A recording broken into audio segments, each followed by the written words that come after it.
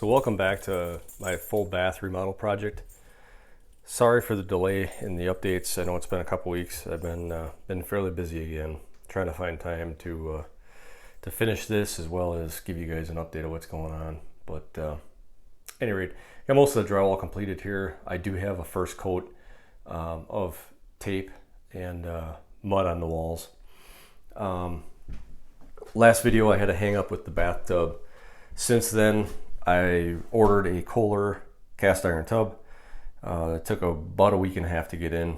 Finally got it in and set. I was able to set the thing myself.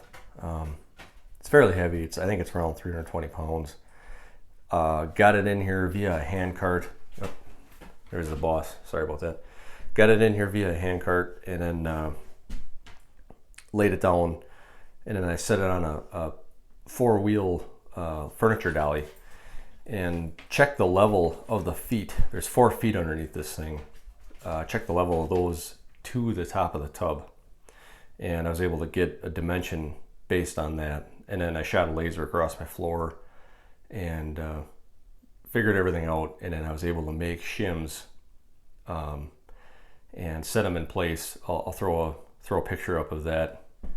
And I was able to make the shims, set them in place so I could set this thing once, because that was my main concern. Once, I was able to wheel it in here and then push it back on the appliance dolly, but once I pulled it off of that, I didn't want to have to try to pull it back out of there and in and out a couple of times. It'd be a lot easier if I had another set of hands to help, but I didn't.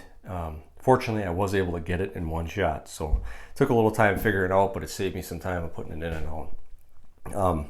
The feet are 32 inches apart, front to back here.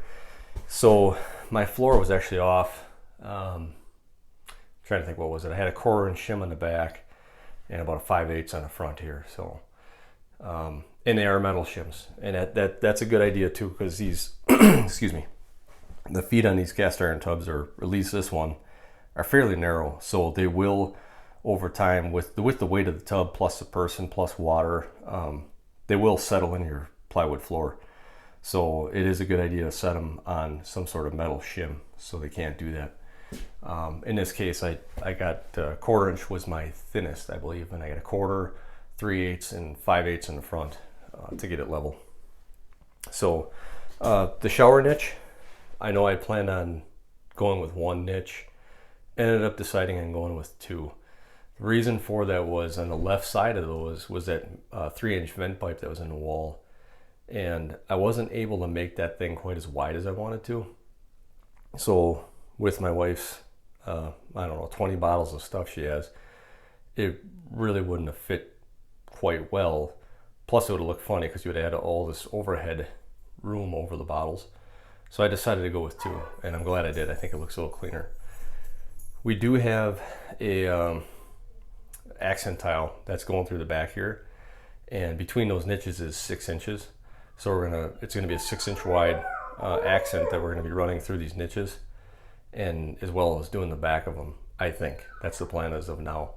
So right now I'm just trying to get prepped and ready for shower tile in here. So I've got to clean this up. I got a couple more coats of mud to do in here to get it ready, but that's the goal. I'm hoping to be tiling by the weekend if possible. So thanks for watching. Stay tuned for more.